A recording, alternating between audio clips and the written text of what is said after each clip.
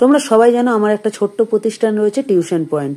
তো সেই টিউশন পয়েন্টে সকল ছাত্রছাত্রীরা তারা টিচার্স ডে উপলক্ষে একটা কেক এবং কিছু উপহার নিয়ে চলে এলো টিচার্স ডে সেলিব্রেশন করবে বলে। তো সকল টিচাররাও সবাই উপস্থিত ছিল, ঠিক আছে, এবং সেখানে তারা এসে সেই কেক কেটে সুন্দরভাবে সেলিব্রেশন করলো। এবং আমার বোন, সেও আমার ব্যাচের একজন টিচার, তো সে বলল দেখি কি কি গিফট পেয়েছিস তুই।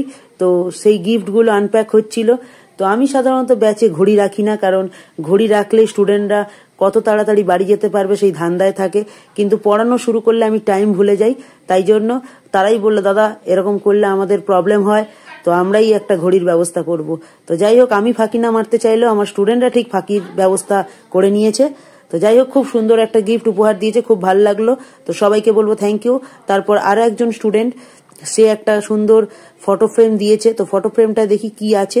তো আমরা দেখতে পাচ্ছি একটা শিবের ফটো ফ্রেম দিয়েছে, ঠিক আছে, তো খুব সুন্দর। এবং আর কিছু গিফট এসছিল। সত্যি কথা বলতে দিয়া বলে একটা মেয়ে আছে, সে নিজে হাতে, তো ব্যাচের একটা স্টুডেন্ট দিয়া, সে তার নিজের হাতে কিছু উপহার তৈরি করে তার শিক্ষক শিক্ষিকাদের দিয়েছিল। তারাও খুব খুশি হয়েছিল। এবং ব্যাচের কিছু স্টুডেন্ট আছে যারা গান আবৃত্তি এবং নৃত্য করে থাকে, তো সেই নৃত্য পরিবেশন করেছিল দুজন স্টুডেন্ট। সত্যি খুব ভালো নাচ করছিল। তারা জীবনে এগিয়ে যাক, এটুকুই তাদের আশীর্বাদ করব। এইভাবে সুন্দরভাবে আজকে টিচার্স ডেটা কমপ্লিট হলো।